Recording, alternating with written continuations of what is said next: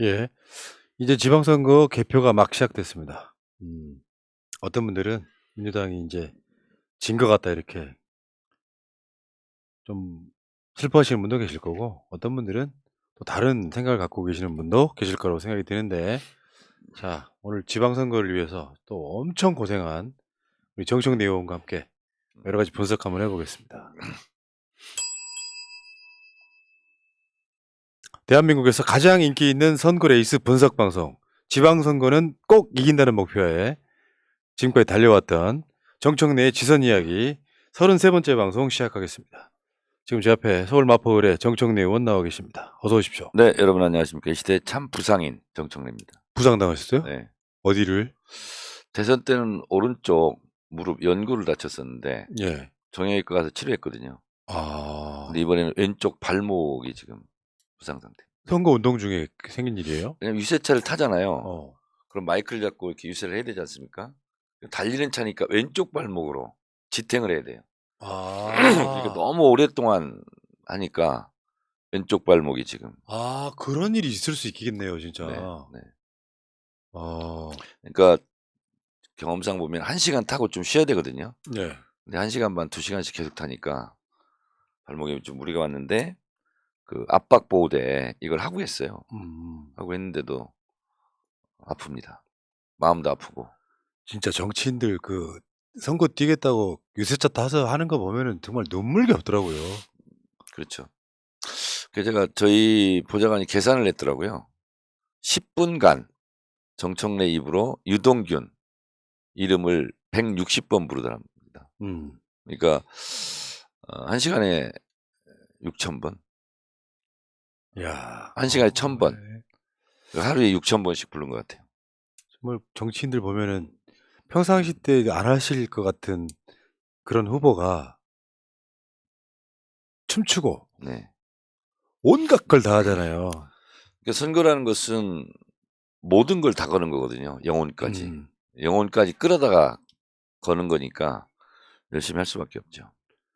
그러니까 그런 거를 하는 입장은, 내가 그 사람을 지지하고 안 하고를 떠나서 정치인 모든 사람들은 사실 영혼을 빼놓고 하는, 선거라고 하는 민주주의 최대의 어떤 행위가 지켜볼 때 보면 어떨 때는 안쓰럽다 이런 생각이 좀 들어요. 그러니까 그 우울증 걸리는 경우도 많아요.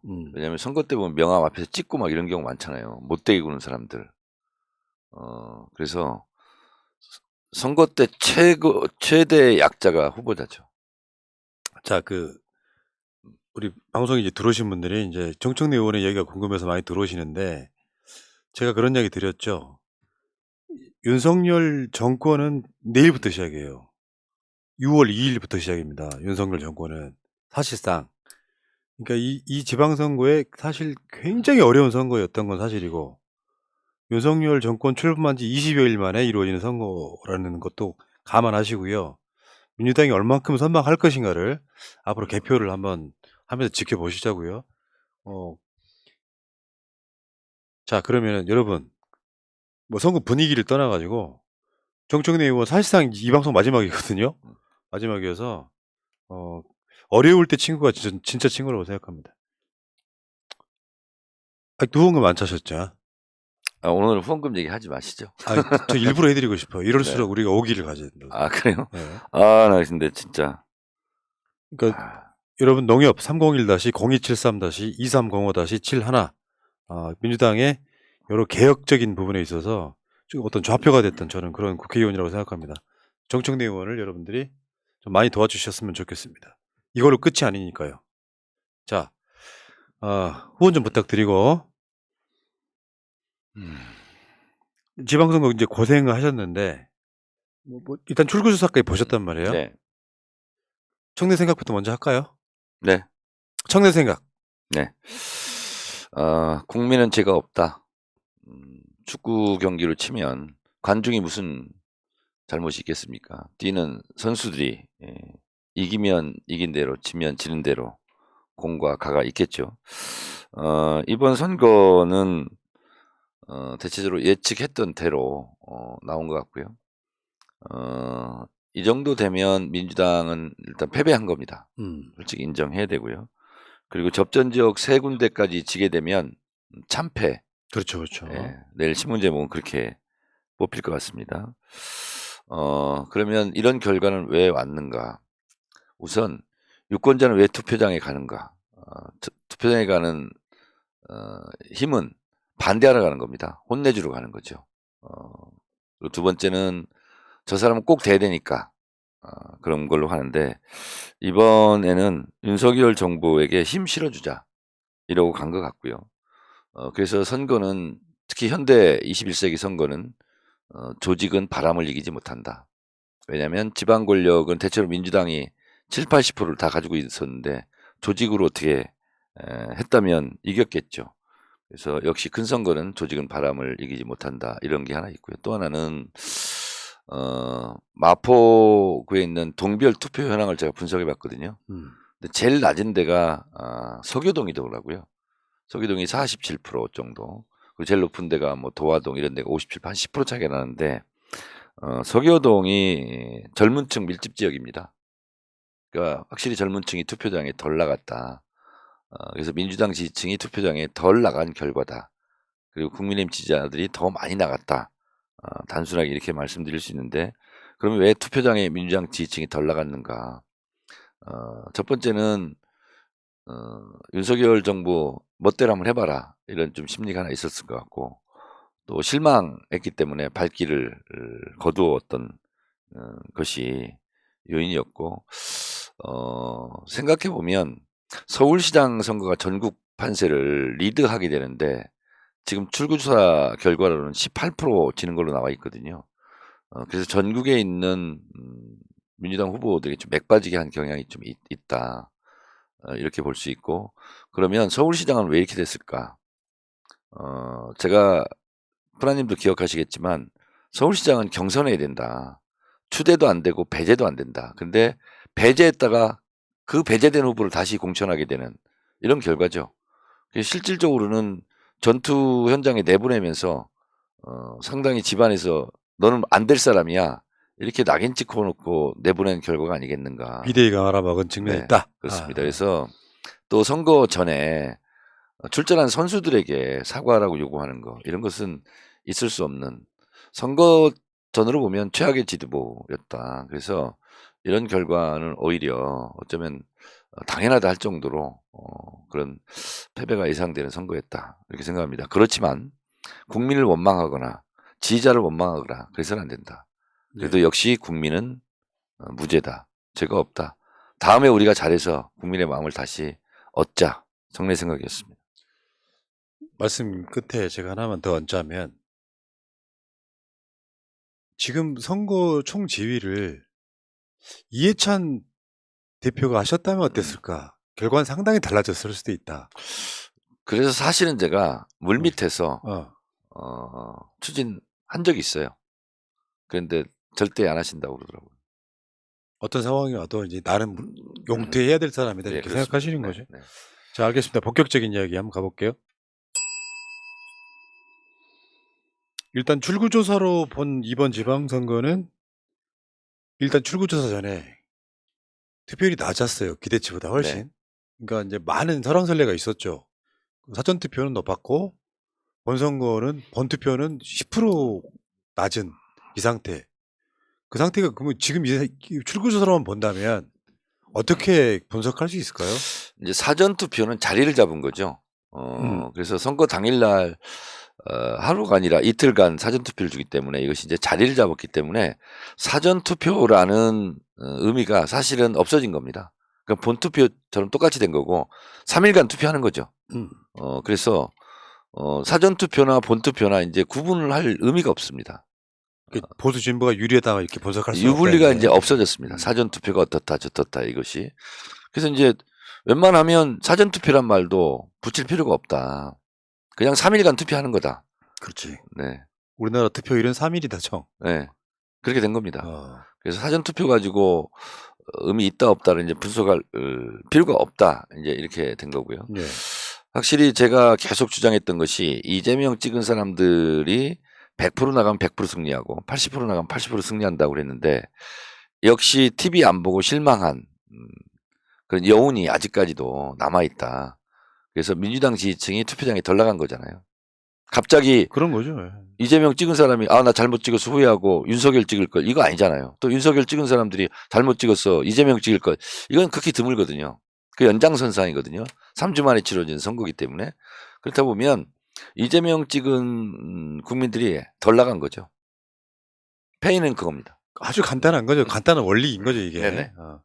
왜냐하면 대선이 0.73% 어느 편이 졌다 이겼다를 구분하기 어려운 사실상 동점 상태이지 않습니까? 그렇게 본다면 덜 나간 거죠. 아무리 노력을 해봤지만 대선에 실망해서 지방선거에 안 나온 사람들이 굉장히 많은 거죠. 그렇습니다. 근데 지방선거에서 표 차익이랄까 의석 차이가 이렇게 많이 난다는 뜻은 진보층이 투표를 포기한 게 훨씬 많다라고 번석하는 게 맞죠. 그러니까 이렇게 보시면 돼요. 대선 때 0.73%잖아요. 차이가. 지방선거 때는 7.3% 이상인 거죠. 10배 이상의 후과가 지금 있는 거죠. 네. 그러니까 지금 이 대선 때 투표율보다 무려 27%가 그렇습니다. 투표를 안 한 거예요. 네. 우리 쪽이 훨씬 덜 나왔다.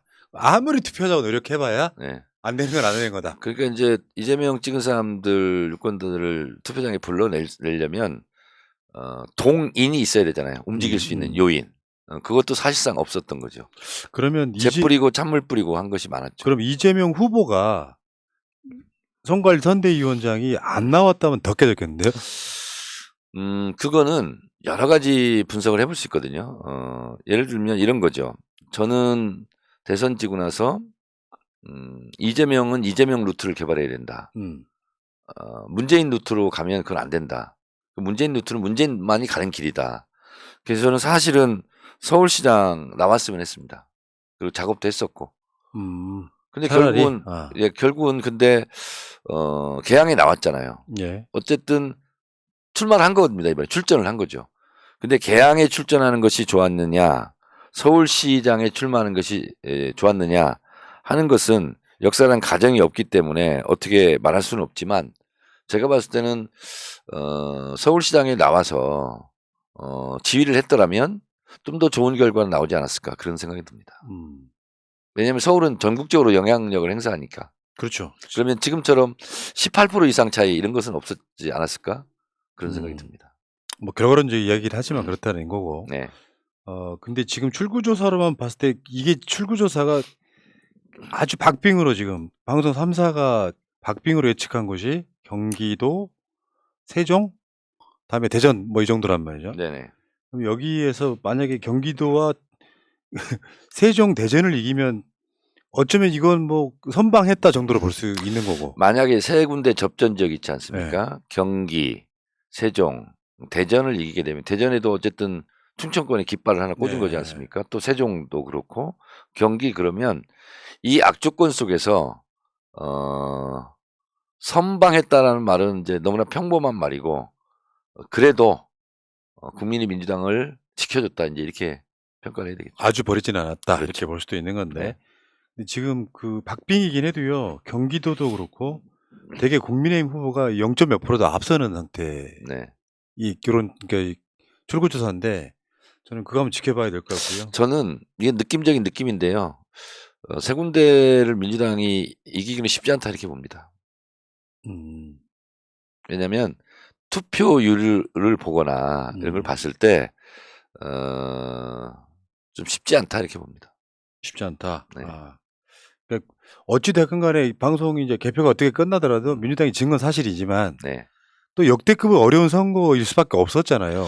대선 근데 끝나고 경기도는 꼭 이겼으면 좋겠어요. 대선 끝나고 20일 만에 대선이 아니라 취임하고 20일 만에 치러지는 지방선거였기 때문에 현실적으로 이 낮은 투표율에서는 이겨내긴 사실상 힘들었다. 그렇습니다. 그러니까 지난 지방선거보다 10%가 투표율이 떨어졌으니까요. 근데 10%면 승패를 다 뒤집어 엎을 수도 있는 거거든요. 10%는 뭐 예를 들어서 쉽게 표현하면은 지난 지방선거 결과 같은 게 생길 수도 있었던 거죠. 네네. 그 투표가 우리 쪽 진영이 경상도 쪽 빼놓고는 다 어떻게 좌지우지할 수 있는 그런 투표율이죠. 결국엔 투표네요, 투표. 그렇습니다. 투표하면 이기고 투표 안 하면 지는 거죠. 그러면 이렇게 분석할 수도 있지 않나요? 우리 쪽 지지층이 투표장에 나가게끔 만드는 결정적 요소가 없었다 이렇게 또 봐야겠죠. 그래서 이제 이재명 후보도 출전하고 뭐 쭉 했는데 한마디로 역부족이었다. 이런 생각이 듭니다. 그럼 일단 그 수도권으로 한번 가보시자고요. 수도권 서울은 뭐 출구조사가 뒤집힐 가능성은 없어 보이고 워낙 크니까. 그러니까 서울은 지금 출구수가 18%인데 뒤집힐 일은 없을 것 같고, 문제는 이렇게 되면은 25개 구청장 선거 있지 않습니까? 원래는 25대 빵 나오는 거예요. 서울시장이 18% 차이라면 어느 한 곳도 이길 수가 없는 곳이거든요. 근데 제가 지금 방송 들어오기 전에 마포구 상황을 보니까 박빙 상태를 유지하더라고요. 그러니까 구청장 후보들이 많이 버텨준 겁니다, 이거. 그리고 그런 편차가 되게 많지 않을까요? 예를 들면 강남 3구 플러스 해가지고 이제 마영성 뭐 등등 해가지고 네네. 집값이 좌지우지하는 그런 지역들. 그런 지역들 같은 경우는 그런 지역에서 아마 오세훈 후보가 표차를 엄청 많이 벌렸을 거다 이런 생각이 네, 듭니다. 그렇습니다. 네. 나머지 이제 전통적인 민주당 지지했던 지역들 중에 몇 석을 우리가 더 그러니까 이런 거예요. 마포만 보더라도 아파트 밀집 지역이 투표율이 높고요. 네. 주택가 그 지역은 투표율이 좀 낮고 그런 집값 상태. 때문에. 그렇습니다. 네. 좀. 야, 진짜 중요하네요. 그러면은. 네네. 그러면 이렇게 되면 이제 서울시 의회 구성도 상당히 달라지겠네요. 절대 다수가 국민의힘이 또 차지하게 될 것 같습니다. 야, 어떻게 좋게 바라보면요, 민주주의가 이제 활성화되는 거라고 봐도 되지 않겠습니까? 이렇게 보시면 돼요. 제가 오면서 쭉 생각을 했는데, 대한민국 정부 수립이 70년이 지났는데 우리는 겨우 3번 집권했을 뿐이거든요. 15년. 그러니까 우리가 문재인 대통령 당선되고 나서 우리가 주류 세력인 것처럼 혹시 착각했다면 그건 오산이고요. 우리는 3번만 잠깐 뺏어 왔을 뿐이에요. 그래서 역시 주류와 대세는 저쪽이 가지고 있는 거거든요. 그런 면에서 본다면 이번 지방선거는 새 정부 출범 이후에 곧바로 시행되는 거였고, 그래서 안간힘을 써도 좀 힘든 상황에 선거를 했던 거죠. 그러네요. 그러니까 아무리 윤석열이 저렇게 해도 그 이재명 후보를 찍었던 상당수 사람들한테는 투표장에 그러니까 나가야 될 어떤 그 동기부여가 많이 안 된 상태였다 이렇게 네네, 그렇습니다. 보면 될 것 같고, 서울은 그렇다 치고 이제 서울은 아마 완벽한 정권 교체가 이루어지는 상황인 것 같고요. 자, 다음에 경기도는 지금 경기도 마이너스 사수해야 되는 이런 측면이 있는 거죠. 그러니까 우리가 경기도를 이기면 진 선거지만 기분이 덜 나쁜 그렇죠. 그런 상태죠. 그래서 경기도는 반드시 좀 이겼으면 좋겠습니다. 이번 선거 때 제가 가장 포인트로 집었던 게 아주 기본으로 이재명 위원장의 당선을 일단 시켜야 되는 거고, 네. 그 다음에 경기도를 이겨야 되는 거고, 네.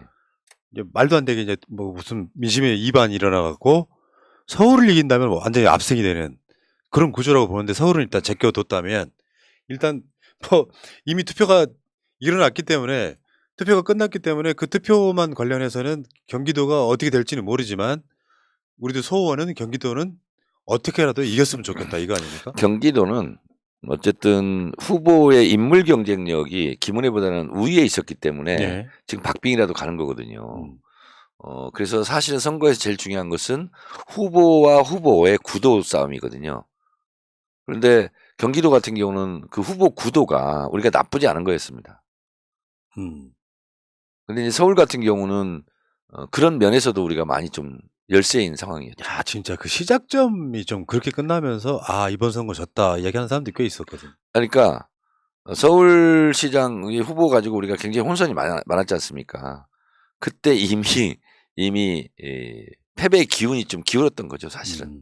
그러니까 이제 선거 때니까 말 못하고 그냥 사람들이 취업업 으쌰으쌰 이제 한 거이시지, 그것이 크게 후보 주변을 뭐 몇몇 사람들을 이렇게 고흥, 중국말로 가오싱 시켰는지는 모르겠는데 실제로는 그게 크게 영향은 없었습니다. 자, 그리고 인천 같은 경우는 이재명 후보가 상주하다시피 했던 지역인데 인천시장도 꽤 밀리는 걸로 나옵니다, 일단. 네, 그렇습니다. 그러니까 이게요, 선거라는 게 이런 거거든요. 예를 들면 정청래를 지지하는 사람이 있어요. 정청래가 유동균을 뽑아달라고 외치고 다녀요. 그것은 간접성이거든요. 직접성이 아니지 않습니까? 그러니까 이재명 후보가 개항에서는 10% 가까이 이기는 걸로 나오잖아요. 예. 그렇지 않습니까? 근데 개항에서 박남춘 후보가 10% 못 이길 겁니다. 그런 게 있어요. 그러니까 누구를 응원해 준다. 그거는 아무래도 많은 한계가 있죠. 사실 인천 같은 경우는 보수세가 조금 더 강한 곳이라고 보는 게 맞죠. 그 인천하고 충청도랑 연결시키는 분들도 꽤 있던데. 그렇습니다. 음. 인천 같은 경우는 충남 출향민들이 많이 살고 있으니까요. 예. 그리고 강원도로 한번 가보면 강원도는 지금 출구조사상으로는 굉장히 뭐랄까 좀 오히려 의외의 결과가 아닌가 싶은데. 많이 따라붙었죠. 예. 많이 따라붙은 거예요? 그러니까 강원도 같은 경우도 이광재 후보가 아니었으면 20% 가까이 차이 났을 겁니다. 아. 그러니까 여기도 인물 경쟁력이 좀 받쳐준 거예요. 그러니까 제가 항상 방송할 때마다 하는 이야기인데 선거는 바람이에요, 바람. 그러니까 있잖아요. 우리가 뭘 할 때도 방향성을 잘 잡고 깃발을 꽂아야 되잖아요. 후보가 공천되는 순간 그게 사실상 70~80%가 확정되는 거거든요. 선거 운동을 통해서 뒤집는다 굉장히 어렵습니다. 그렇지. 그러니까 공식 선거 운동 이전에 대부분 결정이 나버리는 경우가 많죠. 네네, 그렇습니다. 그러니까 마포 같은 경우요. 국민의 후보가 뒤바뀌었어요. 바뀌었어요? 예. 한 사람이 공천을 받았는데 좀 문제가 있어가지고 취소했구나. 바꿨어요. 취소하고 바꿨어요. 그러니까 선거 운동 공식 그 접수 있잖아요. 공천 신청, 그지? 선관위에 후보 등록하기 하루 전인가 바뀌었어요. 그래서 선거를 실제로 치른 것은 며칠 안 돼요. 예. 근데도 그냥 박빙으로 가는 거예요. 더 솔직히 말씀드리면 인물도 안 보잖아요. 안 봐요. 네. 그러니까 바람이라고 하는 게 무서운 게 일반 사람들이 예를 들면 충북에서 김영환과 뭐 우리 저기 노영민 후보 요런 인물 경쟁력, 김동연과 김은혜 인물 경쟁력 누가 비교해서 보는 게 아니라 바람대로 그냥 가버려요. 그런 거죠. 참 그게 무섭기도 하지만 한편으로 긍정적으로 본다면 저번에 민주당이 압승을 완전 대승 거뒀던 거 아니에요? 네. 정반대의 결과가 나오는 것이 어쩌면 이런 식으로 이제 너무 편차가 크죠, 사실은. 근데 좋은 말로 역동성이 크고 다이나믹 코리아죠. 그러니까 큰 틀에서 보면 민주주의가 자리 잡고 있는 과정이죠. 자리 잡아가는 과정인 거지. 사실 이렇게 나오면 안 되고 인물 경쟁력이 있는 사람이 다득표를 하게 되는 게 정상적인 구조라고 보는데 그 아직까지 거기까지 못 간 거죠. 네. 근데 완고하게 뚫렸던 완고했던 어떤 지역구도 같은 것들은 대부분 다 이제 그러니까 우리가 언론에서 그렇고 우리가 다 그렇고 정책 선거 하자 이렇게 얘기하지 않습니까? 근데 이제 예를 들면 국회 같은 경우 국회의원들이 많이 욕을 먹는 게 뭐냐면 정책 얘기를 하잖아요. 뉴스가 안 납니다. 정쟁을 해야 뉴스가 나요. 그러면서 정쟁하지 말자고 또 얘기해요. 맞아요. 언론이 문제지. 네. 그 제가 유튜브 새날 커뮤니티에 지금 조금 전에 썼던 글이 이건데 예를 들면 이런 것도 있거든요. 그러니까 이재명을 인천에 묶어버린 스킬. 5월 23일 날 모노 리서치. 윤형선 46.9, 이재명 46.6. 5월 25일 날 KBS 한국 리서치. 윤형선 42.7, 이재명 42.5. 윤형선이 이기는 여론조사가 한 두세 번 나와버렸어요. 네. 그러니까 이재명 후보가 다른 외부 지원을 하기는 좀 상당히 껄끄러진 상황이 돼버렸고 만약에 그럼에도 불구하고 외부 지원을 나갔다면 이재명 후보가 낙선했을 수도 있는 거죠. 아니 그러니까 외부 지원을 나가면은 또 언론에서 깔 거예요. 자기 앞가림도 못하면서 왜 남의 지역 가가지고 유세하냐 이러고 또 비난하는 언론이 많았을 겁니다. 그러니까 그래서 출구조사를 봤더니 이재명 54.1, 윤영선 45.9. 사실상 이거 한 10% 차이 나는 거거든요. 네네. 이렇게 되면 사실은 여론조사가 만들어가는 선거전이라고 봐도 과언이 아니지 않습니까? 그래서 사실은 여론조사 이것도 일정하게 좀 적정선에서 규제가 좀 필요할 것 같아요. 이건 좀 심하잖아요. 그러면서 전체 판세에 영향을 줘버렸어. 네. 이 여론조사들이. 이런 측면도 있는 거고. 어쨌든 개항을 해서 이재명 후보가 뭐 그나마 천만다행이에요. 그러니까요. 그러니까 가장 먼저 중요했던 거 하나는 우리가 지금 손에 쥐었는데 나머지 이제 두 번째 거 경기도지사를 우리가 가져오면 그래도 선방했다 이렇게 볼 정도의 어떤 광풍이 불었던 예를 들어서 김동연 후보의 인물 경쟁력도 있지만 그게 만약 이재명 후보가 직전 지사가 아니었다고 하면 분명히 졌을 선거죠. 네네. 근데 저는 참 제가 서울이지 않습니까? 박영선 때 18% 정도 졌을 거예요. 대선 때 5% 지고 다시 돌아간 거예요. 근데 그동안에 그럼 무슨 일이 큰 일이 있었냐? 없었거든요. 근데 보니까 확실히 그러네요. 윤석열 씨가 아무리 동포를 쳐도 네. 언론이 그걸 보도를 안 하고 어떤 비관적 나쁜 비판적 분위기가 안 만들어지면 선거에는 그냥 휩쓸려 가버리는 느낌. 취임한 대통령한테 힘 실어주자. 그렇습니다. 국정 안정론. 그러니까 이제 상당히 추상적이고 관념적인 거죠, 사실은. 예. 뭐 실체는 없는 거예요. 그런데 제가 좀 걱정되는 거는 앞으로의 민주당이거든요. 그러니까 앞으로의 민주당의 일정은 다 이렇게 보죠. 뭐 2달 후에 지방선거 아니 저 전당대회가 있고 그리고 이제 거의 한 2년 후에 총선이 총선, 있는데 지금부터 민주당이 힘을 쓸 수 있을 것이냐. 선거가 이렇게 되면. 오히려 이제 이거거든요. 제가 오늘 생각했는데 이제 댓글이나 이런 데 보면 박지원 비대위원장에 대해서 많은 비토와 성토가 있잖아요. 우리가 쫓아내는 모양새를 취하면 조중동이 영웅을 만들 겁니다. 우리한테 다시 비수가 돼서 돌아와요. 그래서 이것은 스텝 바이 스텝으로 할 문제지 과격하게 막 쫓아내거나 이런 상황이 오면 민주당은 더 위험에 빠질 수 있습니다. 그래서 그거는 프라님을 비롯한 우리 진보 스피커들이 잘 컨트롤을 좀 해야 됩니다. 아, 참, 그러니까 어찌됐건 간에. 왜냐면 네. 민주당에서 쫓아낸 것도 아닌데 쫓아낸 것처럼 연출해가지고 저쪽으로 가가지고 우리를 공격하는 경우가 많이 있지 않았습니까? 그 이야기는 제가 좀 얼마 전에 한 적이 있어요. 아, 그렇습니까? 그런 방식으로 하면은 결국에는 진중권처럼밖에 쓰이는 상태가 오기 때문에, 그러니까 사실은 그런 거거든요. 이제 굳이 이름을 거명하자면 박지원 비대위원장 이야기는 어느 방송에서 하더라고요. 결과론적으로 봤을 때 박지원 때문에 지방선거 망했다라는 그 어떤 대명제에 동의하십니까? 저는 박지원 비대위원장 개인 때문에 졌다고 생각하지 않습니다. 그렇게 따진다면 윤호중이 더 문제죠. 그렇지. 네, 그렇잖아요. 그래서 누구 개인을 타겟으로 하면 안 되고요. 어쨌든 선거에 지고 이기고 따라서 지도부 책임론이라는 게 나오잖아요. 그 지도부의 이름으로 책임을 물으려면 묻지 개인으로 물을 수 없다는 거죠. 그렇죠. 그러니까 내가 저번 그 대선 졌을 때도 했던 말이고 그 전에 보궐선거 졌을 때도 했던 말인데 이제 선거의 패배의 원인을 찾자면 그 패배의 책임을 질 사람에 대한 타겟부터 찾기가 쉬워서 네. 근데 누구 때문에 졌다 이건 복합적인 거잖아요. 가장 어떻게 보면. 쉬우니까요. 가장 그리고 쉬우니까. 가장 분노를 표출하기 편하고요. 근데 그렇게 하면은 굉장히 오히려 위험합니다. 근데 이런 측면은 있잖아요. 그러니까 선거 과정에서 메시지가 이상하게 계속 나오면서 지지층들이 국민의힘하고 싸워야 될 그 시점에 내부적으로 박지원을 비판하게 되는 측면이 분명히 있었잖아요. 그건 분명히 책임 있는 거죠. 그거는 선거 현장에서 제가 확인을 많이 했습니다. 네. 그러니까 실제로 그 얘기를 많이 하더라고요. 그러니까 우리 당이나 지지자가 아닌 분들도 상당히 이건 좀 짜증을 내더라고요.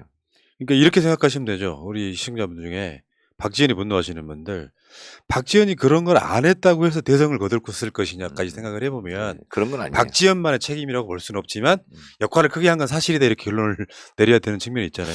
그러니까 저는 그런 것도 좀 조심스러운데 어쨌든 지도부가 갈팡질팡한 건 사실이지 않습니까? 그리고 어쨌든 윤호중 비대위원장이 어쨌든 본인이 영입도 하고 뭐 같이 회의도 많이 했을 거 아닙니까? 그러니까 저는 두 사람 중에 따진다면 저는 윤호중이 더 크지 않나 이런 생각이 드는 거예요. 더 박지원 비대위원장한테 비대위원장을 맡긴 것 자체가 잘못 시작이었다고 저는 생각해요. 그렇게 따지면 한도 끝도 없는데 그래서 어쨌든 개인의 이름으로 타겟팅은 안 했으면 좋겠습니다. 그럼 박지원은 넘어가고 윤호중 잘못은 또 여러 가지가 있었죠. 어쨌든 같은 공동 비대위원장이지만 어쨌든 리딩하는 입장 아닙니까? 네.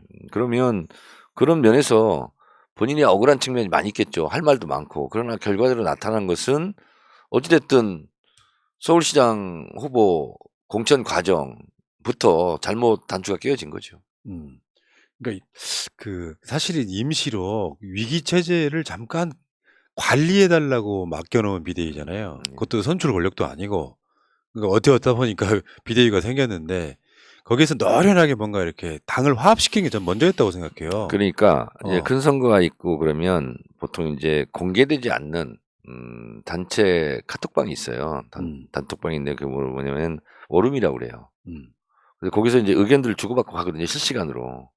그러니까 박영선 선거 때도 이제 그걸 하고 그랬었는데 저도 멤버였는데 그게 있었는지 모르겠어요. 저는 이번에. 그게 있었으면 거기서 걸러지거든요. 그래서 보통 거기는 한 10여 명 안팎 이 정도로 그 선거의 지도부가 그걸 하거든요. 그러면 10명이 모여서 의견 나누면 정답이 나와 있는 거거든요. 근데 그거를 오름을 운영했나 이런 생각이 들더라고요. 아, 그런 게 없었다. 없었던 것처럼 보인다. 네. 자, 어쨌건 그럼 이 비대위는 어떻게 해요? 이 비대위가 또 책임지고 물러나나? 이 비대위가 물러나고 또 비대위를 할 수는 없잖아요. 미치겠다 진짜. 네. 비대위의 비대위 뭐 이런 물리적으로는 불가능한데요. 8월 달까지 이제 제가 봤을 때는 조기 전당대회 얘기가 나올 겁니다. 8월 달에 하지 말고 네, 곧바로 하자. 7월 달에. 7월 달에는 하자. 6월 말 7월 초에 하자. 그때까지는 누군가는 뭐 운전대는 잡고 있어야 되니까. 이게 약간 좀 박지원 이야기를 좀만 더 해보면 이런 측면이 있거든요. 지지자들은 일종의 비대위라고 하는 선장을 보고 가는 측면이 있거든요. 근데 그거 이제 리더십인데 이해찬 대표 같은 사람들이 전국에 대한 어떤 그 큰 그림 속에 이렇게 잘 끌고 가면 야, 대선은 졌지만 지방선거 이길 수 있겠다. 이런 식의 이제 희망을 갖게 되는 측면도 있는데 비대위가 우왕좌왕 해버리고 막 이상한 메시지 내버리고 사실 선거 앞두고는 적점 분열하는 것은 굉장히 치명적이었던 거잖아요. 그러니까 지도부가 왜 중요하냐면요. 여러 가지 중요하죠. 공천도 해야 되고 뭐 후보들 관리도 해야 되고 하는데 이제 뭐가 중요하냐면 지도부가 뜨면 언론이 따라붙지 않습니까? 그리고 그날의 메시지가 되잖아요. 최고의 스피커 그렇죠. 최고의 스피커잖아요. 왜냐하면 그것은 당 지도부를 따라다니게 됐어요. 소위 말하는 마크맨 이래가지고. 근데 이준석은 한마디 한마디가 계속 기사화되지 않습니까? 근데 민주당 지도부는 크게 기사화된 거 있습니까? 둘이 싸우는 것만 주로 나왔죠. 언론이 좋아하는 거죠, 그게. 네, 좋아하고요. 그래서 지도부가 예를 들어서 어디 충남에 가서 최고위원을 비대위 회의를 한다, 어디 부산에 가서 한다는 것은 그 후보 띄워주러 가는 거거든요. 근데 그 후보는 띄워주는 길은커녕 본인들이 막 싸우고 어쩌고 하다 뭐 맨날 뭐 분란 기사만 나잖아요. 이러면 후보들한테는 너무나 치명적이고 후보들로서는 망연자실하게 되는 거거든요. 네. 그래서 계속 오면 붐을 일으키고 예를 들면 대전에 가서 했다. 그러면 허태정 후보를 막 띄워주는 거고 이 사람이 장점은 뭐고 뭐 얘기하면서 보도가 되는 거거든요. 근데 그런 게 다 묻히지 않습니까?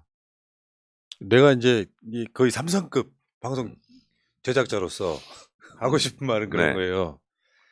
선거를 누가 뭐라고 해도 선거는 바람으로 이기는 건데 그 바람의 시작이 지지층이 결집하는 거야. 야, 민주당 대선은 졌지만 지방선거 이겨보자 하면서 메시지가 최소한 박지원 위원장은 뭐 중간에 이제 뭐 저 박완주 건도 터지고 그렇긴 했는데 그 전에 조국이라고 하는 뭐 잘못된 타겟을 하나 갖고 일단 기본적으로 지지층을 조금 흔들어 놨어요. 그러니까 이제 상대에 대한 믿음이 사라져. 그 상황에서 얼른 쓸어 담으면서 수습해 가면서 갔어야 되는데 내부 적용 메시지가 너무 많이 나오니까. 그러니까 확증 편향 증세가 심했던 거죠. 네. 그러니까 사실은 저는 이제 그런 얘기 하나 드리고 싶어요. 앞으로 민주당도 이런 상황이 벌어졌을 때 그 사람 자체는 검증이 안 된 거잖아요. 그렇습니다. 그러니까 뭐 불꽃 추적 이런 거 잘했던 사람이 민주당 비대위를 잘 끌어갈 거라고 생각하는 건 오산이잖아요. 그러니까 저는 이렇다고 생각하거든요. 쓴 감투가 너무 무거워가지고 그렇죠. 본인이 감당하기 어려웠다. 안 맞는 감투였다. 네, 그래서 본인한테도 불행이었던 거예요. 네. 저는 그렇게 생각합니다. 그러니까 지금 그 이제 의원님도 그렇고 저도 그렇고 이 박지원만의 잘못으로 몰아가는 건 문제가 있다고 생각하는 저는 게. 그리고 박지원 비대위원장을 제가 심하게 뭐라고 공개적으로 할 수도 없고 그리고 싶지도 않은데 이런 거예요. 예전에요. 우리 정부 때도 그래요. 예를 들면 대구에 어떤 사람이 있어요. 그 사람을 중용을 계속해요. 왜 대구 지역을 대표한다고. 근데 그 사람 자기 집안 사람들만 투표할 때 1번 찍는 거예요. 민주당 찍는 거예요. 무슨 대표성 이건 허구거든요. 그리고 2030 박지원 비대위원장이 N번방 뭐 불꽃 추적단을 했는데 그 부분에서 잘한 거죠. 근데 이 정당의 지도자 당대표라는 것은 정치, 경제, 사회, 문화, 외교, 안보, 국방 모든 걸 다 알아야 되거든요. 근데 그것도 한 분야를 안 거예요. 그것도 경험도 많지 않은. 근데 비대위원장으로 앉힌 것 자체가 민주당이 잘못한 거죠. 맞습니다. 이 잘할지 못할지 모르는 굉장히 도박 같은 상황이었던 것 같고 아까도 말씀드린 것처럼 예를 들어서 결과론이지만 이해찬 대표 같은 분들이 선거를 총지휘했다면 상당히 다른 결과가 나왔을 수도 있다. 지금. 뭐 적절한 얘기인지는 모르겠는데 포커 잘 친다고 e스포츠 위원장 시키면 되겠습니까? 이런 거 있잖아요. 예를 들어서 이해찬 대표가 만약에 뭐 상임 총괄 선대위원장 정도 했으면 한마디 한마디가 상당히 윤석열과 각을 세우는 그런 식의 메시지가 나가고 그렇죠. 우리 지지층은 상당히 결집하는 부분이 이게 있었다고. 이제 당대표 지도부는 종합예술 설계자고 지휘자거든요. 근데 예를 들면 바이올린 기가 막히게 잘 쳐요. 바이올린 잘 켠다고 지휘자석에 올려놓으면 잘할 수 있겠습니까? 그러니까 어설프게 이준석 따라하려다가 사실은 좀 굉장히 많은 실망을. 이 정치라는 게 종합예술이잖아요. 근데 한 부분에서 좀 눈에 띄게 잘했다고 전체적인 지휘봉을 맡기는 것 자체가 저는 저는 그때부터 이거 아닌데라는 생각을 진짜 많이 했거든요. 그렇다고 또 공개적으로 얘기할 수도 없고. 근데 민주당 국회의원들은 좀 그런 면에서 좀 애매했을 것 같은 상황이 드는 게 선출 권력은 아닌데 누군가가 박지원 물러나라고 했다면 또 그렇게 각을 세워가지고 아직 정신 못 차린 민주당 그렇습니다. 기득권 이렇게 나왔을 거란 말이에요. 그렇습니다. 그러니까 그렇게 세우는 건 아니다 이렇게 일단 보는 거고. 그리고 실제로 검찰 개혁에 대해서도 신중론을 폈지만 사실상 반대 논리 편 거 아닌가요? 예. 그렇지. 그 지점이 또 우리를 더 열받겠지 측면이. 저 사람 우리 편이야 남의 편이야 이런 느낌. 저는 이렇게 봐요. 그러니까 우리가 검찰 개혁 뭐 집회도 뭐 하고 그랬지만 이런 상황에서 우리가 세운 아젠다는 똘똘 뭉쳐서 그걸 끌고 나가주는 힘이 생겨야지 나머지 부작용은 나중에 털어도 되거든요. 정보의 불균형이란 말 들어보셨습니까? 정보의 불균형이라는 건 뭐냐면 정보를 모르면 전투에 질 수밖에 없거든요. 저쪽에 화력이 어떻고 매복이 어디고 있는지 모르는데 그냥 가면 죽는 거잖아요. 그렇죠. 정보의 불균형이에요. 이 정보의 불균형은 뭐냐면 자기 객관화에 항상 실패하게 만들거든요. 그러니까 뭐냐면 인생에서 가장 불행한 게 뭐냐면 내가 무엇을 아는지 무엇을 모르는지 모르는 거예요. 그게 정보의 불균형의 참패거든요. 그게. 그래서 예를 들면 어떤 권투 선수가 세계 타이틀 매치를 하는데 전초전을 하지 않습니까? 그럼 이기고 기세 등등 해가지고 타이틀전에 나가야 되잖아요. 그래서 선수를 고릅니다. 근데 자기가 이길 선수를 골라야 되잖아요. 근데 질 선수를 고르는 거야. 그리고 세계 타이틀전 하기 전에 전초전에 패해버려. 예. 그럼 타이틀 매치 가서 이길까요? 참. 정보라는 게 굉장히 이렇게 중요한 거죠. 맞습니다. 그러면 이제 전당대회로 한번 가보실까요? 네. 저기 듣는 게 할 수도 있고 지금 제가 봤을 때 선거 지고 나면 최소 일주일 정도는 이제 패배의 원인을 놓고 지지고 볶아야 돼. 이거는 막는다고 되는 문제가 아니라 지지층 다수가 그렇게 생각한다면 지금 현재 비대위도 물러날 가능성이 지금 높아 보이거든요. 높죠. 자, 근데 이거죠. 우리 당이 진짜 해서는 안 되는 거 뭔지 아세요? 선거를 지잖아요. 그러면 민주당을 욕하라고 판을 깔아줍니다. 패인을 분석한다며. 그래서 민주당은 이것도 잘못됐고 저것도 잘못됐고 또 이것도 잘못됐고 이러면서 조중동에 대서특필하게 만들어요. 그러면서 더 침체의 늪으로 빠지는 거거든요. 진짜 이런 건 하면 안 돼요. 악순환이 되는 거죠. 악순환이 되는 거죠. 그리고 대선에 0.73% 졌잖아요. 근데 우리가 마치 100대 0으로 진 것처럼 그렇게 행동했거든요. 아니 선거 코앞에 누구도 계속 사과 반성 이거 얘기하고 예전에 기억하십니까? 국민의힘 그때 자유한국당인가요? 그 뭐 광화문 나가서 피켓 들고 울고불고 사과하고 큰절하고 막 했잖아요. 그럼 더 지는 거예요. 제 똑같은 생각이에요. 네. 사과해서 이기는 선거가 어딨어. 그렇습니다. 지지층을 부끄럽게 만들. 계속 사과한다는 것은 뭐냐면 우리 크게 지게 해주세요. 우리 잘못했잖아요. 아니 사과하면서 잘못했다고 하면서 표 달라고 하는 건 모순 아닌가요? 그렇잖아요. 그러면 아니 그러니까 부모가 우리 아들이 좀 부족한 면이 있어요. 우리 아이는 이것이 부족해 가서 학교 운동장 가가지고 마이크 잡고 계속 엄마가 떠드는 거예요. 우리 아들은 이게 잘못됐다고 이게 부족하다고. 그럼 그 애가 기피고 살겠습니까? 이건 전략의 부재 또는 네. 진짜로 모르는 거. 네.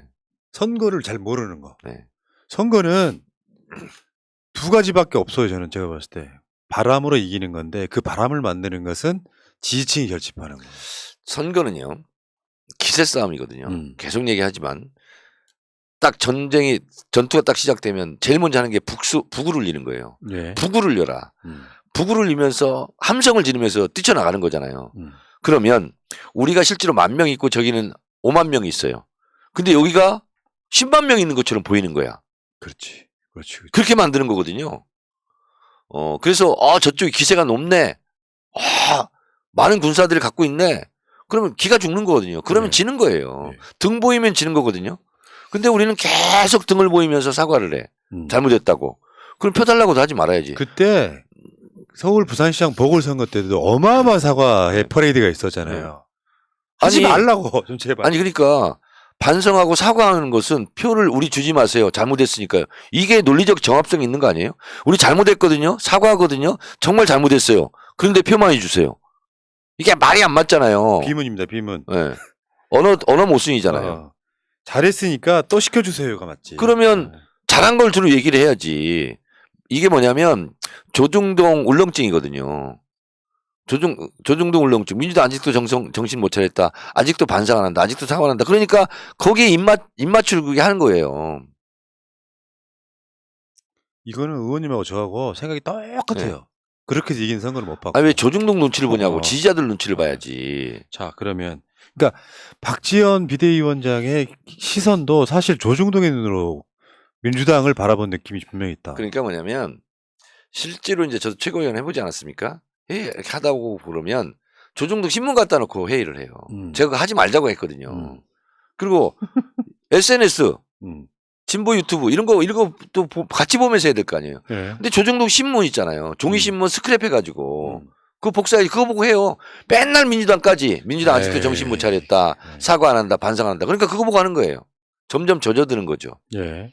그리고 정치공학도 있지만 언론공학이라는 게 있는 거거든요. 그 지도부는 매일 만나는 게 기자들이에요. 그러니까 기자들 마음이 전체 국민의 마음처럼 느껴지는 거예요. 그거를 냉정하게 차별화해야 되거든요. 근데 기자들은 계속 그런 것만 물어보거든요. 민주당 안 좋은 거, 깔 거, 욕할 거. 그러니까 괴로운 거예요. 거기서 벗어나지 못하는 거죠. 그러니까 이해찬 대표가 정말 잘했던 게 그거예요. 그러니까 지지층을 어떻게 결집시키는지를 너무 잘하는 사람인 거예요. 그게 선거 잘하는 거예요. 지도부들은 기자들 너무 자주 만나면 안 돼요. 대변인들 있잖아요. 그리고 조중동 그 신문 스크랩 해가지고 갖다 놓고 회의하는 거 당장 중단해야 돼요. 자, 그럼 이야기를 좀 진행시켜 볼게요.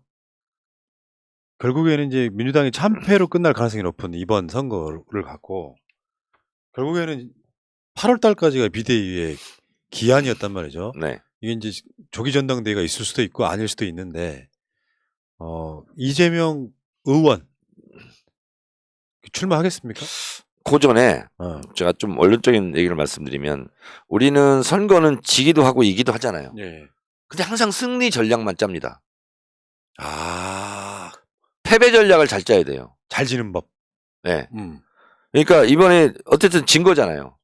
그러면 어떻게 잘 질 것인가? 왜냐면 모든 정당이 다 승리 전략만 짭니다. 아니 근데 절반은 패배하고 절반은 승리하는 거잖아요. 근데 절반에 대한 대비가 없어요. 절반의 실패, 절반의 패배에 대해서 패배 전략을 잘 짜야 된다. 어떻게 짜야 되냐? 넘어질 때 잘 넘어져야 상처가 덜 하잖아요. 그렇죠. 딛고 잘 일어나잖아요. 근데 그냥 털푸덕 자빠지고 쓰러지면 다리 골절되고 이러면 일어나는데 몇 달 걸리잖아요. 이번은 그러지 말자. 그래서 패배 전략을 잘 짜야 되는데 그 패배 전략 1호가 뭔지 아세요? 서로 볼상사납게 남들 보는 앞에서 손가락질 서로 하면서 너 때문에 졌다. 너 물러나라. 이거는 비공개로 하자고요. 지지자들께도 부탁드립니다. 맞는 말씀이시죠. 누구를 타켓 삼아가지고 너 때문에 졌다. 너 물러가라. 막 그러면서 그러면 조중동이 그 사람들 영웅으로 키워준다니까요. 그래서 그거 하지 말자. 이게 패배 전략 1호. 나쁘끄럽게 국민의힘 조중동 보는 앞에서 삿대질하면서 서로 싸우지 말자. 내 탓 공방하지 말자. 이게 첫 번째입니다. 근데 이런 거 있잖아요. 보통 이제 노련한 정치인들 같으면 이런 상황에서 책임을 지고 물러난다 할 수 있는데 네. 그 모든 탓이 내 책임이 아니라고 생각하는 사람은 끝까지 자리를 버틸 수 있단 말이에요. 그러니까 YS가요. 총선에 대패했습니다. 그러면 그 다음날 YS 책임론이 나와요. 그 다음날 대선 출마 선언을 했어요. YS가. 그래서 대통령 됐어. 끝내. 아, 그때는 야, 정치인의 어떤 짜릿함 그런 걸 제가 느꼈어요. 비록 우리 편은 아니지만. 네. 너무 멋지잖아요. 총선에 대패를 했어. 그러면 YS 당 대표인데 YS 물러가라 뭐 책임론 나오잖아요. 그 다음날 YS 대선 출마가 톱기사였어요. 그렇기 때문에 내가 대선 나간다.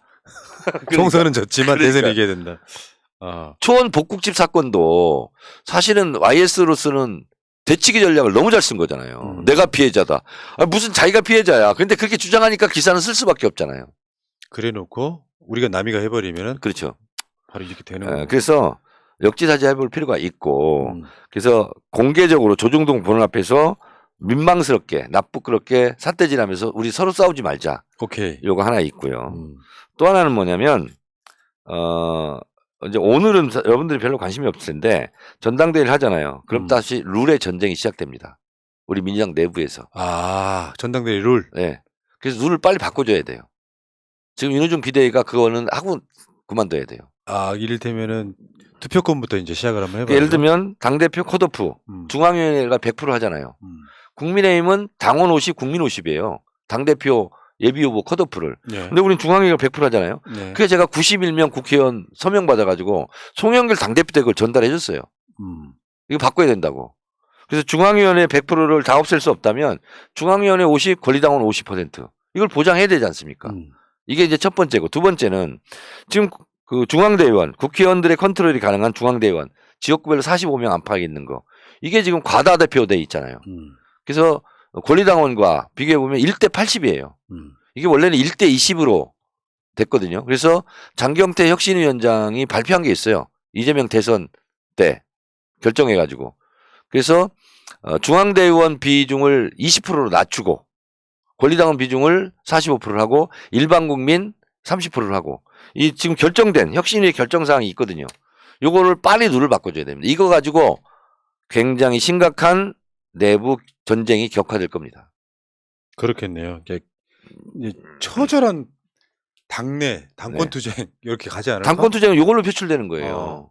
일단 룰부터 이제 룰을 그래서 이것이 논란이 되기 전에 이미 대선 때 장경태 혁신위원회에서 결정한 대로 빨리 그것을 당원 당규를 바꿔줘야 되는 거예요. 그리고 저 투표권이요. 네. 6개월에서 한식으로라도 3개월 정도로 좀 땡기자. 그거는 거의 될 겁니다. 네. 그러면- 이번에 한해서.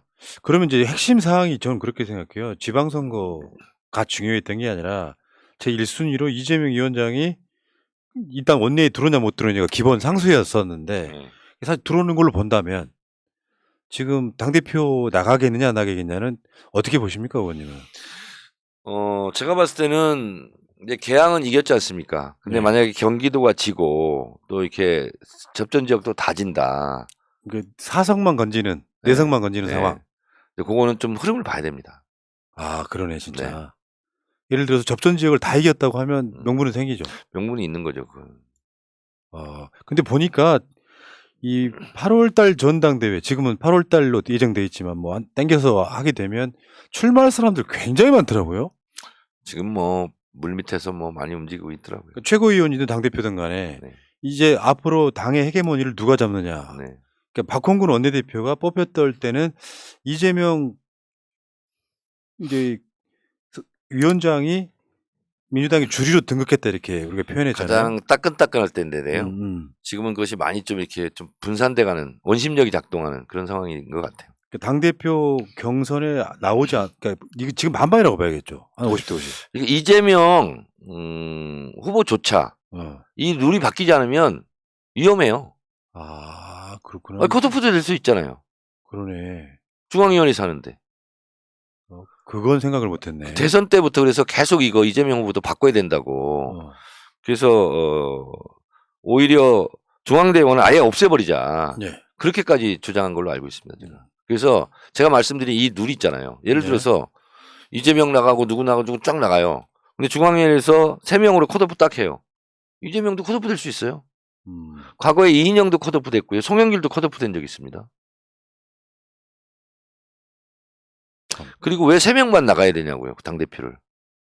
대선 후보처럼 6명 정도 나가면 되잖아요. 이것도 바꿔야 돼요. 그러네. 자, 3명이잖아요. 그럼 어디 개파에 소속되어 있지 않으면 절대로 예비 컷오프를 통과할 수가 없습니다. 이거부터 바꾸자고 프라님이 깃발을 좀 들어주세요.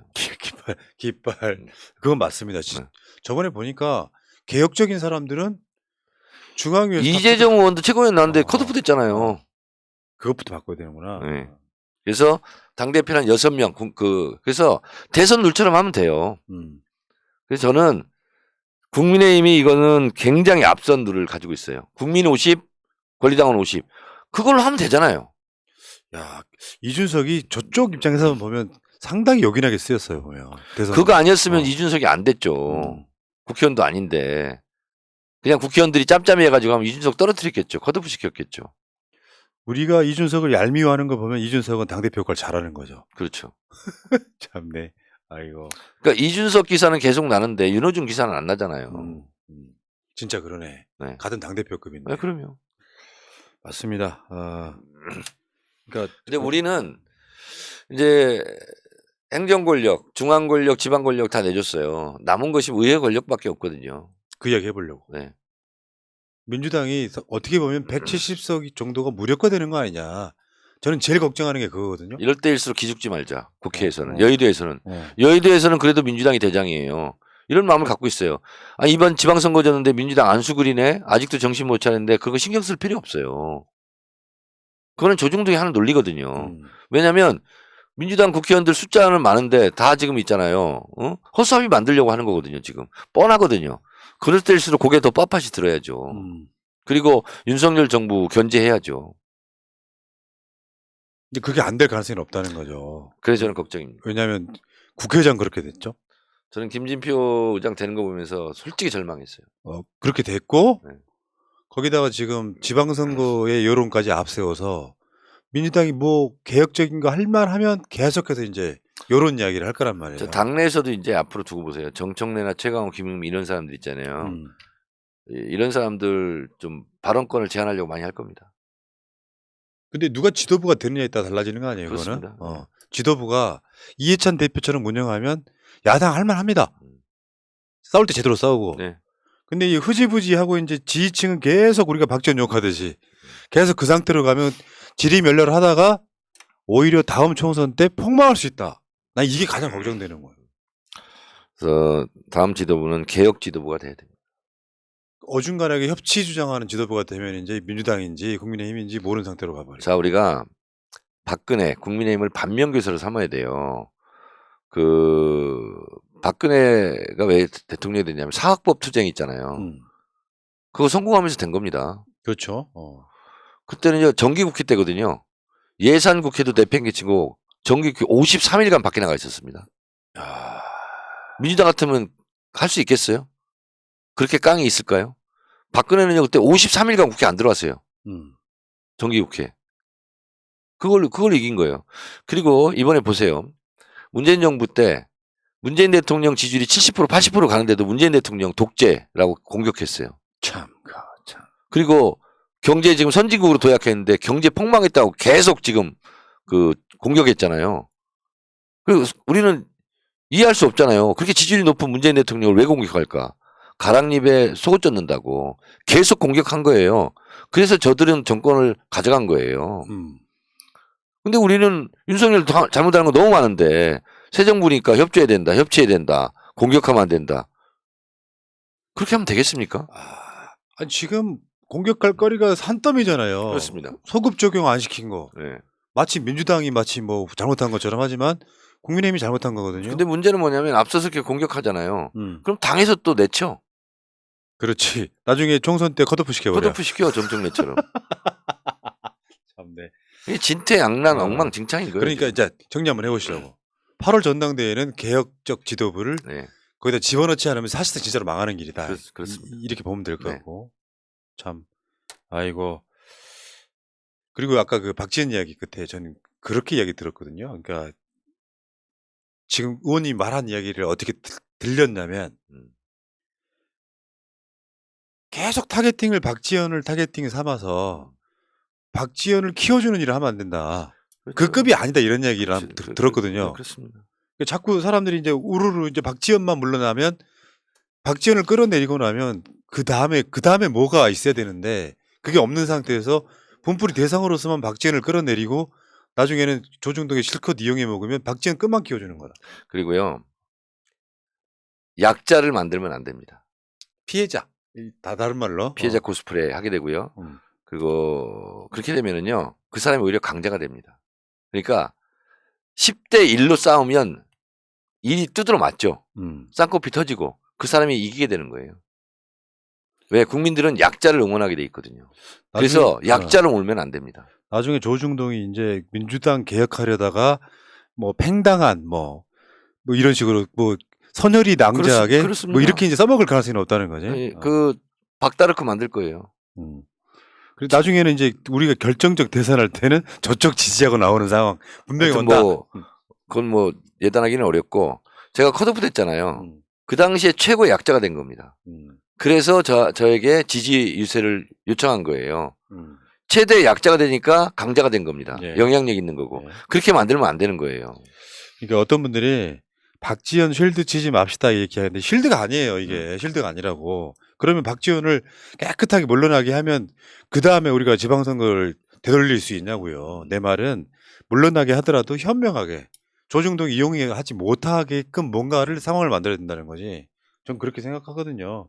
박지원을 쉴드 치는 게 아니고. 그러니까 겉보기에 이짐에 당하는 사람으로 보이게 하면 안 된다는 그렇지, 거예요. 그러면 그 사람이 영웅이 되는 거예요. 좀 현명할 필요가 있습니다. 그리고 사실 이 지방선거 국면에서 너무 커버린 측면도 있어요. 왜 컸냐면 조중동이 키워줬거든. 그럼요. 조중동이 박지원을 엄청 키워줬거든요. 뭔 말만 하면 대서특필 해주잖아요. 그러면서 민주당 비판하는 기사는 정말 하루가 멀다고 나왔기 때문에 이 부분은 좀 우리가 잘 생각을 해봐야 된다. 그래서 이럴 때는 무풀이 최고입니다. 저도 그렇게 생각을 했었어요. 네. 키우지 말자. 그냥 뭘 정치 모르는 애가 정치 모르는 이야기 하는데 그걸 굳이 우리가 계속 받아칠 필요가 있냐. 그런 이야기 기조였었는데 한번 짚고는 넘어갈게요. 우리 다른 방송에서 우리가 준비해 놓은 게 있어서 박지는 한번 다 짚고는 넘어가는데 그렇게 키우지 말자 이런 거고. 자, 그럼 민주당이 이제 잘 지고 뭐 잘 수습하는 가장 좋은 방법은 뭘까요? 근데 이게 있잖아요. 참 그게 누가 있잖아요. 그 국회의원이 터진 집을 누가 막으랴 이런 얘기가 있거든요. 이제 뭐 이제 얘기를 하는데 제가 이번 지방선거 때 논란이 될 만한 얘기를 전혀 안 했습니다. 제가. 왜냐하면 모익감이 되기 싫어가지고 박지원 얘기도 전혀 안 하고 그랬는데 이제 내일부터 이제 뭐 백가쟁명식으로 여러 가지 얘기 나오는데 이걸 물리적으로 피할 수는 없어요. 국회의원들이 뭐 뚫린 입을 누가 막아요. 페이스북 쓰고 뭐하고 그럴 텐데 그건 불가피합니다. 그건. 근데 이제 조기전대 책임론 이거 가지고 며칠 가겠죠. 지금 이재명 책임론까지 나오겠죠. 네. 최대한 짧게 가자. 그리고 짧게 가자. 일정 잡아야 돼요. 전당대 일정. 그리고 지금 아까 일정이 날짜가 안 잡힌 거예요? 안 잡힌 겁니다. 8월 달에 하겠다고만 지금 되는 거예요? 예. 그래서 일정 잡는 게 제일 중요하고요. 그다음에 전당대회 룰 빨리 개정하는 거 이게 두 번째로 중요하고요. 왜냐하면 싸움은 가면 갈수록 더 번지게 되지 않습니까? 그 참여하는 그 예를 들면 패싸움 한다 그러면 양쪽 더 많이 붙잖아요. 그러기 전에 빨리 룰을 바꿔야 됩니다. 그리고 일정을 제시해야 됩니다. 왜? 전당대 일정을 제시하면 지금의 비대위는 그때 맞춰서 다 물러나게 돼 있거든요. 그래서 그런 걸로 급 전환을 해야 된다. 그러네요. 그렇게 해서 일정을 잡아줘야 우왕좌왕하던 사람들이 또 한 것 보고 가는 거니까. 그러니까 일정 보면 저 때쯤 되면 다 물러나. 어차피 물러나니까 이런 게 있잖아요. 그래서 일정 잡는 게 제일 중요합니다. 정치 일정. 굿 아이디어세요. 이런 이야기 하는 사람 처음이야. 민주당 국회의원 중에. 졌다고만 코가 석조로 빠져 있는데 다음 선거 때는 정반대 상황 또 와요. 이번에 가장 우리가 밑바닥을 친 거거든요. 그러면 이제 뭐 우리가 지하 땅 뚫고 내려갈 일은 없잖아요. 바닥을 쳤으니까 다시 바닥에서 일어나야죠. 쉽게 표현하면은 윤석열 임기는 이미 20일이 지났는데 이재명 임기는 5년이 꽉 남아 있거든요. 그렇게 볼 수 있는 거야. 바라보는 관점의 차이가 있다고 생각을 들고 저는 오늘 또 방송에 미리 예고를 했어요. 민주당이 좋은 성적 거두기는 힘든 선거다. 기대하지 말고 봐라. 그리고 또 하나 설령 이재명한테 불만이 있어도 이제 고개를 쳐들고 이재명 비판하는 목소리가 나올 겁니다. 음. 그거 자제해야 되고요. 반대로 해석할 수 있잖아요. 이재명도 안 나왔으면 더 깨졌겠지. 그러니까 근데 정치는 항상 아전인수격으로 해석을 아. 하잖아요. 이재명이 책임지고 했는데 그런 얘기가 있었어요. 이재명 그 위원장이 비대위가 그냥 떠안기듯이 총괄선대위원장 맡겼다 이런 얘기가 있었잖아요. 그러면 선거에 졌을 때는 이재명 탓하려고 이런 표현들이 사람들이 굉장히 좀 많이 했었거든요. 그러니까 이재명은 좀 다른 얘기인데요.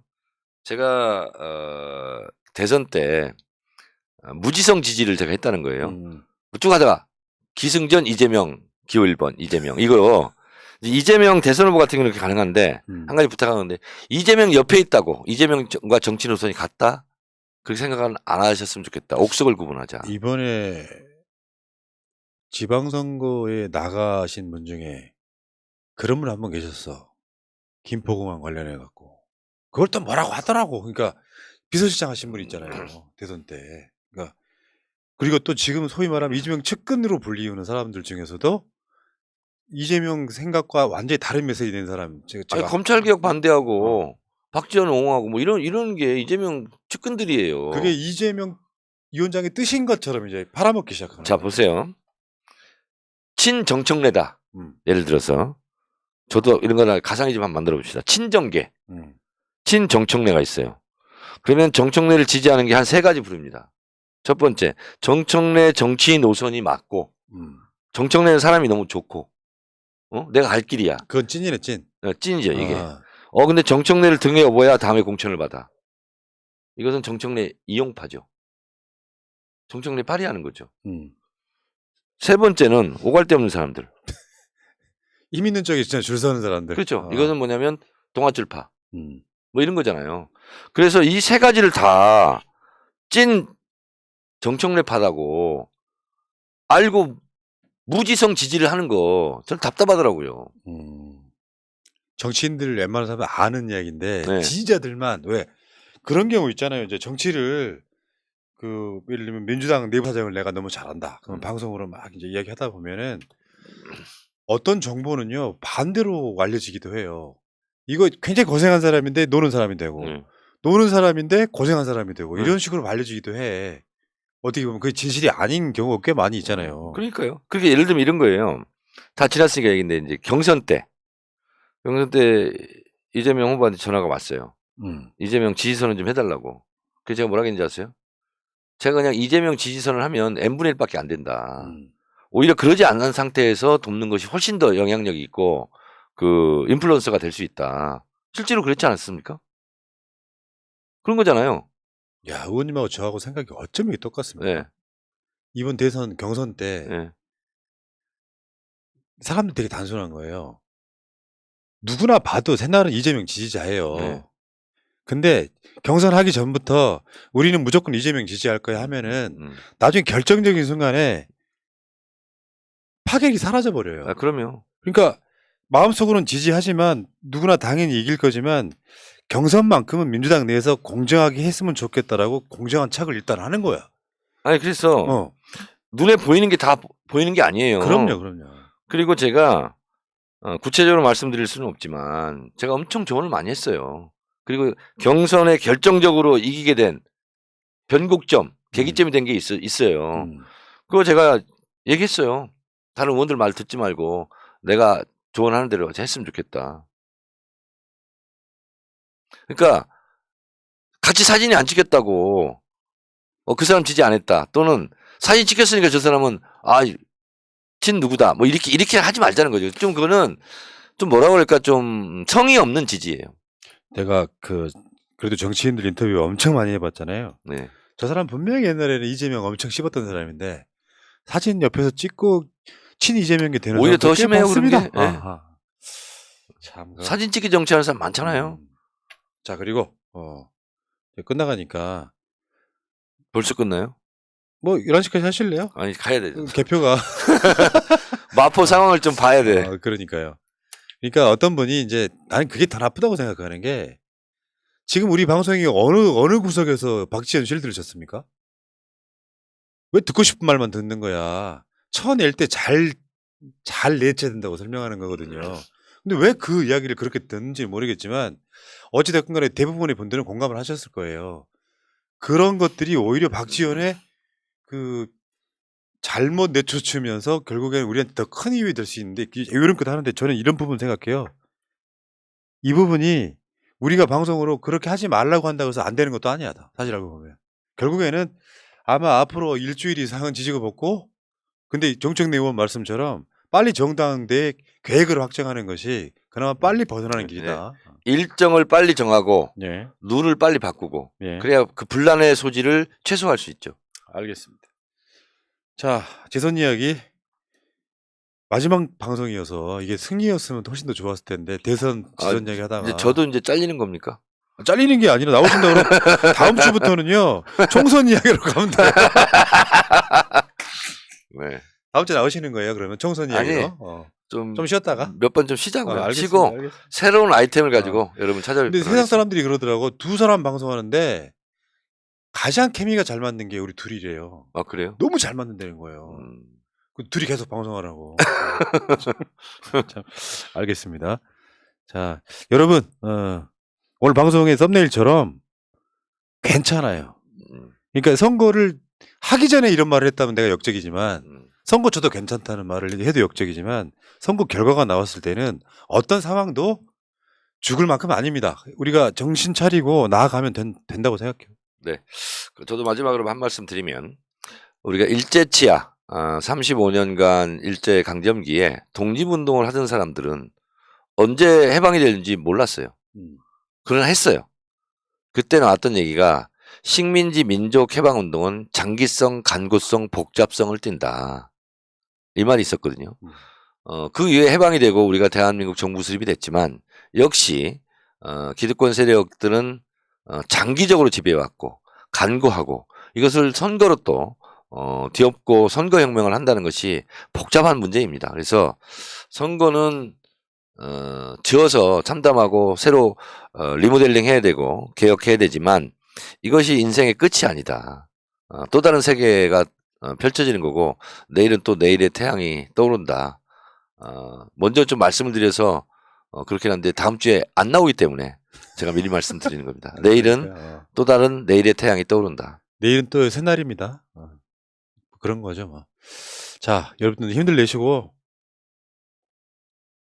우리 생각보다 결과가 안 나왔다고 할지라도 이걸로 끝이 아니고요. 우리도 이런 적이 또 있었어요 옛날에도. 그리고 박근혜 탄핵시키고 정권도 잡고 이런 상황이 오지 않습니까? 근데 전 필연적으로 시사방송하면서 느끼는 게 윤석열 정부 저는 이걸로 끝일 것 같다는 생각이 들어요. 이런 효과를 바라는 게 계속 망해가는 게 보일 텐데 그 잘못된 버릇을 표로 심판했다면 훨씬 더 좋은 정치했을 가능성이 높은데 앞으로는 좀 상당 기간 동안 막 갈 가능성이 높다. 네. 마지막 한 말씀 드리면 바다는 비에 젖지 않는다. 그러네요. 야, 명언 제적이 진짜. 이 시대의 참 명언 제적이. 자, 그동안 고생하셨고요. 이제 총선 이야기에서 다시 뵐게요. 네. 자, 수고하셨습니다. 네, 고맙습니다. 자, 새날은 방송 끝내고요. 오늘은 개표 방송 이런 거 안 합니다. 내가 저번에 받은 데미지가 너무 커가지고 대선 때만 하겠어요. 대선 때 0.73%로 지면은 정신 못 차릴 텐데 오늘은 그냥 졌나보다 할 정도로 잘 주무시기 바라겠습니다. 오늘 술 안 먹을 거예요. 물러가겠습니다. 내일 낮방송에 뵐게요. 고맙습니다. 민주주의 평화 통일 다 죽어간다. 이대로는 놔둘 수 없다. 자, 다시 한번 해보는 거야. 자, 다시 한번 싸우는 거야. 자, 손 맞잡고 어깨를 걸고 우리 함께 이기는 거야. 자, 다시 한번 해보는 거야. 자, 다시 한번 싸우는 거야. 자, 손 맞잡고 어깨를 걸고 우리 함께 이기는 거야. 자, 다시 한번 해보는 거야. 자, 다시 한번 싸우는 거야. 자, 손 맞잡고 어깨를 걸고 우리 함께 이기는 거야. 자, 다시 한번 한번 해보는 거야. 자, 다시 한번 싸우는